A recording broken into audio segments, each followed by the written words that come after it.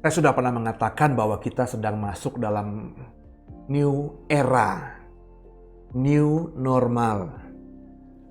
Jadi masuk di zaman, di kenormalan yang baru, yang tidak sama dengan sebelum COVID-19 menjadi pandemi di dunia ini. Apa yang berubah yang sangat signifikan? Banyak hal, Bapak Ibu.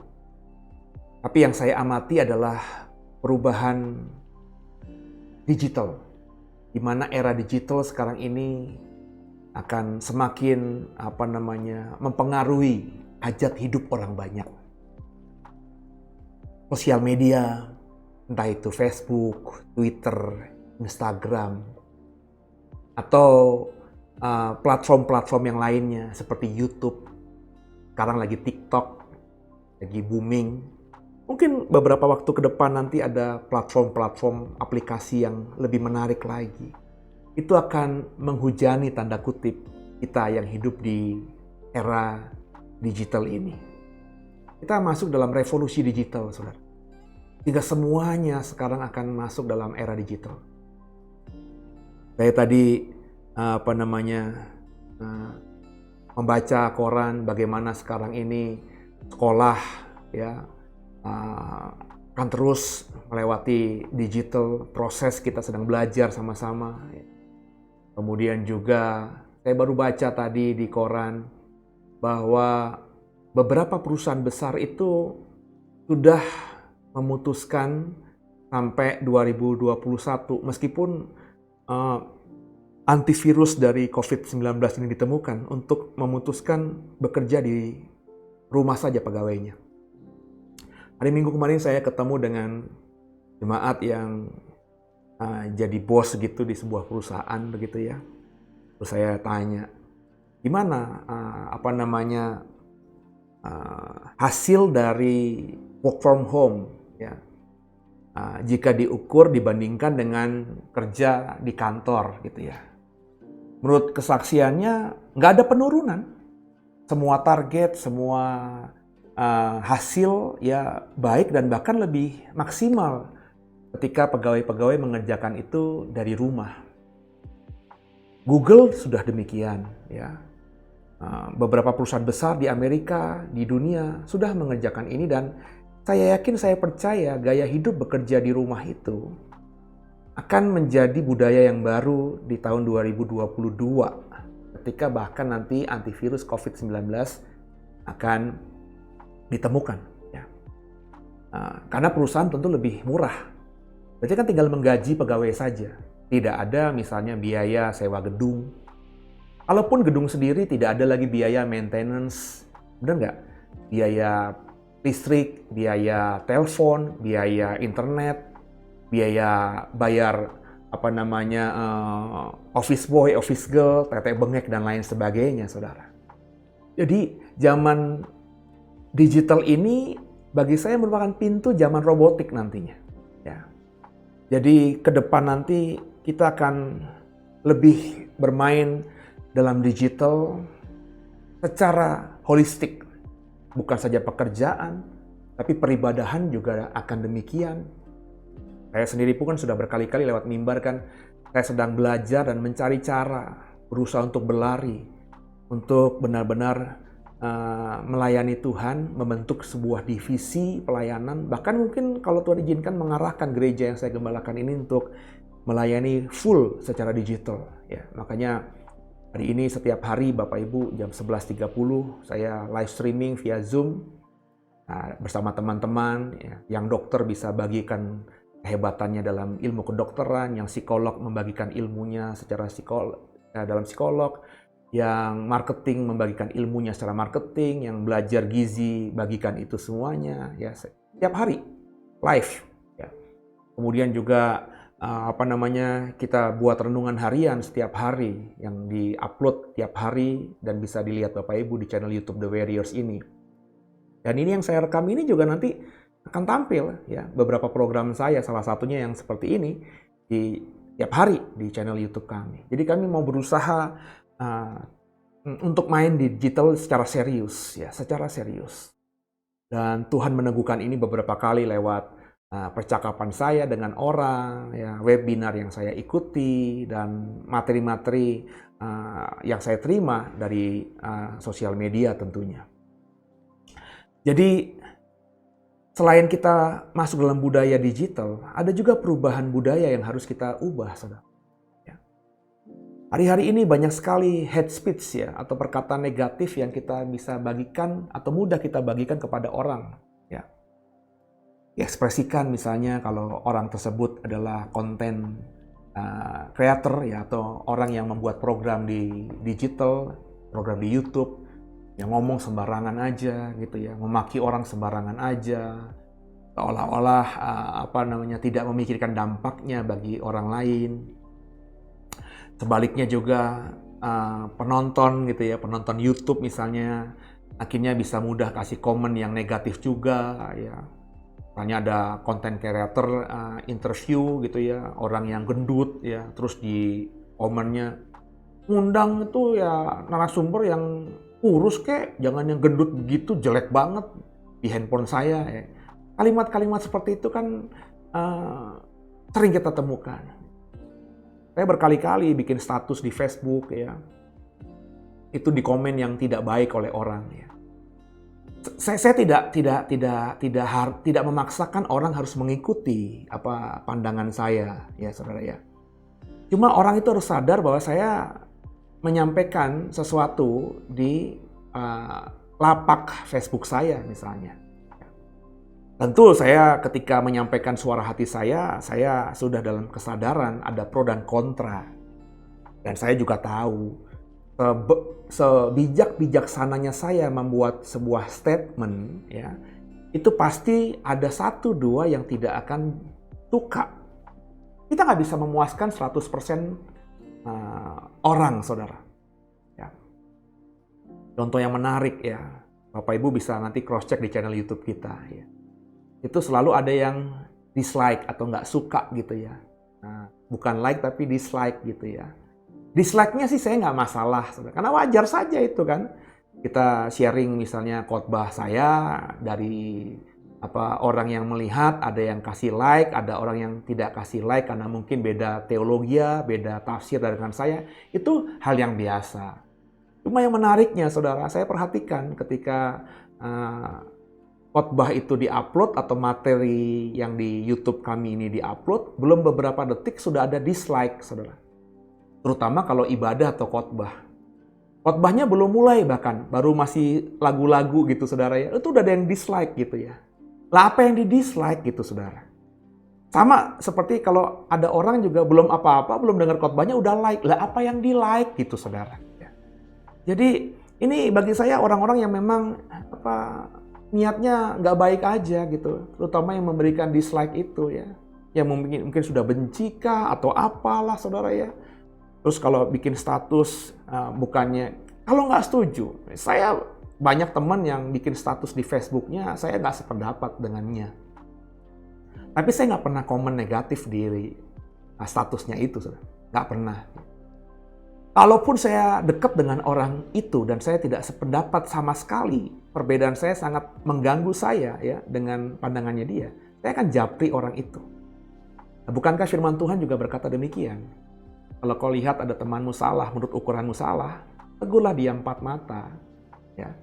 Kalau saudara menegur orang ini, mengkritik orang ini di komen di statusnya, bukankah saudara mempermalukan orang tersebut dan merendahkan orang tersebut?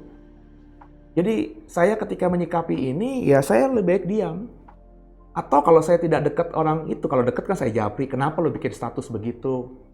Bukannya begini seharusnya. Ya saya akan nasihati kalau itu dekat banget sama saya. Tapi kalau nggak dekat dan teman-teman saya mutual friend juga dengan teman-temannya dia, maka biasanya saya bikin status yang pandangan saya di lapak saya sendiri. Itu bagian saya, dan bagi saya itu eloknya mestinya begitu, etikanya mestinya begitu. Ya.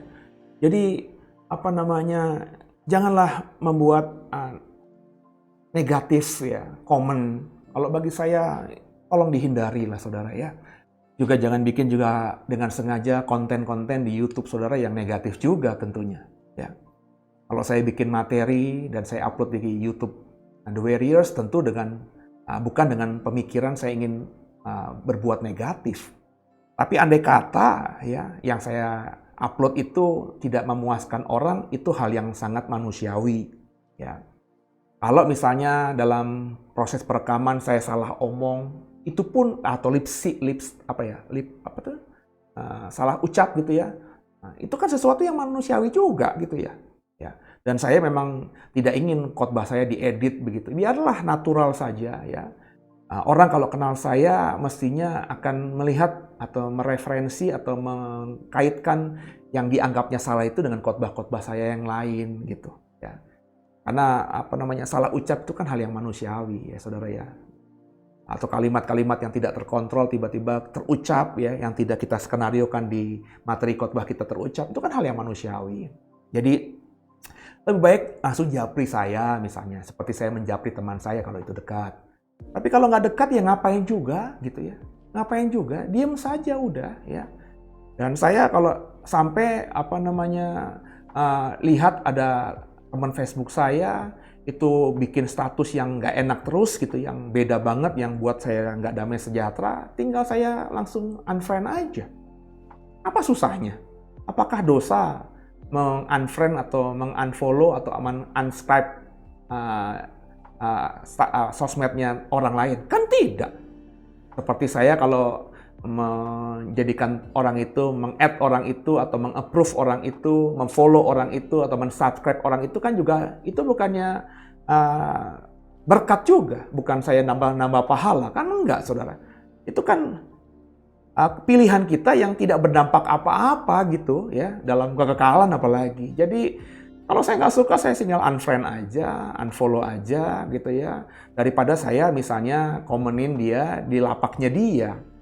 Ya, karena siapa tahu status seperti itu disukai oleh teman-temannya. Lalu kalau saya masuk merendahkan dia, menjelek-jelekan dia, merendahkan orang ini, kan saya akan melukai banyak orang, bukan saja orang itu tapi juga fans-fansnya orang itu. Jadi come on, saudara ya. Kalau saya seperti ini, dan bagi saya itu yang paling baik ya. Saya nggak suka itu ya komenin orang ya. Dan saya berharap saudara juga punya etika seperti ini ya. Kalau memang saudara terganggu ya tinggal lakukan tadi, atau kalau saudara dekat dengan orang itu dan statusnya mengganggu ya tolong japri saja, minta konfirmasi ya, minta penjelasan ya. Kenapa lo ngomong begini? Kenapa lo buat status seperti ini dan lain sebagainya. Itu makanya juga saya nggak suka Twitter. Zaman sekarang masih ada ya Twitter itu ya. Karena Twitter itu kan ngomong terus bisa balas ngomong-ngomong gitu ya. Ya men-tweet balik gitu ya. Saya nggak suka itu makanya ya. Makanya saya cuma punya 2 sosmed, Facebook dan pribadi ya, dan Instagram. Instagram kan lebih kepada foto, dikasih komen dikit gitu ya. Tidak ada bisa kasih komen negatif dan lain sebagainya gitu. Mestinya begitu karena Instagram kan lebih ke foto ya. Facebook pun sebenarnya ya seperti itu ya. Ya kalau kasih komen ya komen mendukung aja lah ya. Supaya orang itu lebih semangat lagi membuat status, supaya semakin memberkati orang, memberikan pencerahan ya. Dan itu yang baik ya, daripada kita membuat status atau membuat komen yang negatif terhadap status orang tertentu begitu. Bagi saya nggak bijak dan kurang elok dan tidak sesuai budaya kita begitu ya. Dan itu yang saya mau bagikan pada pada sesi ini gitu ya. Dan banyak orang juga punya motivasi tersembunyi ketika kasih komen itu kan ya. Ada istilahnya pansos ya, panjat sosial begitu ya.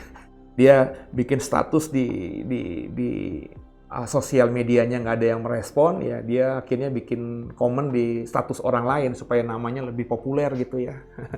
Ya saudara, itu banyak cara lah orang menaikkan popularitas dirinya.